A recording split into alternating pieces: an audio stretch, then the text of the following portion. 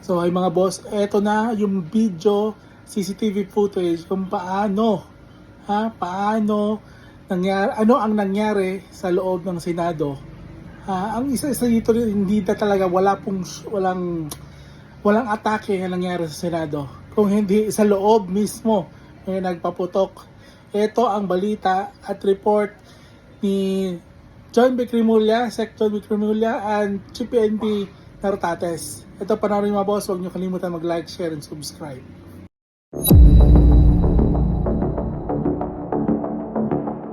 Position. And now, There is one more video that occurred at 2:30 a.m. Amidst all the confusion, one more video, please. The last video.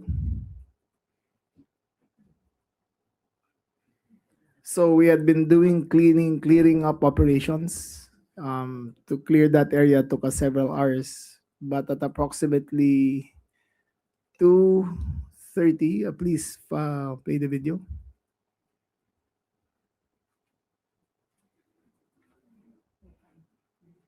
Loading daw po. Okay, it's loading. Give us 1 minute.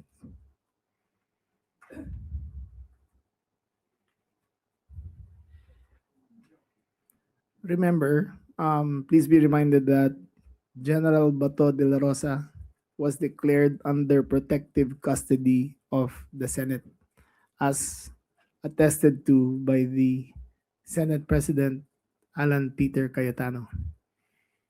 That means they take full responsibility over his custody. Next.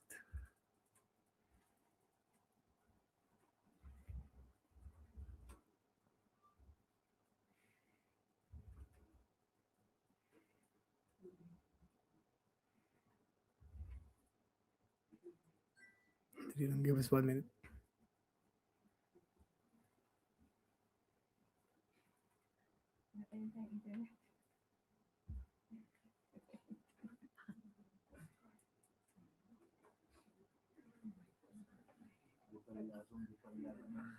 ano yan eh, first 20% savings. One last video before we end this.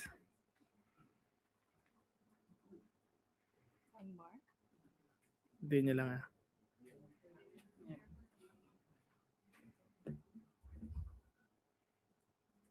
Loading na ba? Ayun na. Okay? Hindi pa yan.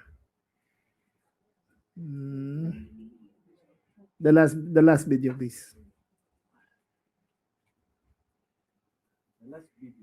The very last video, yung 2:30 a.m. Yung 2:30 a.m. 2:30 a.m.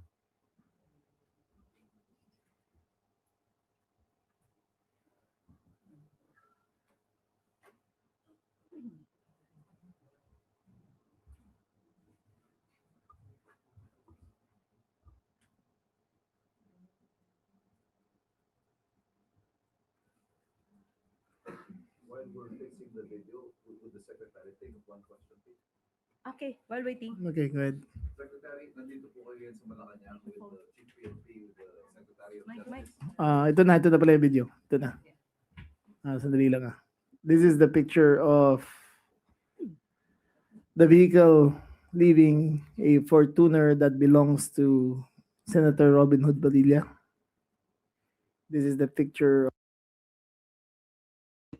So yan na nga ito na kung bakit o paano na convoy ni Robin Padilla si Bato palabas ng Senado mga boss. Ito na talaga. Pakinggan po natin. Of Bato during all the chaos.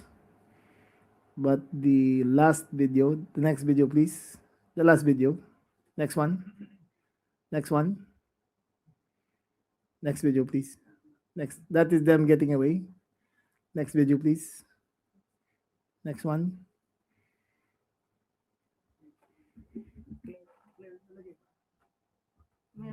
Next slide.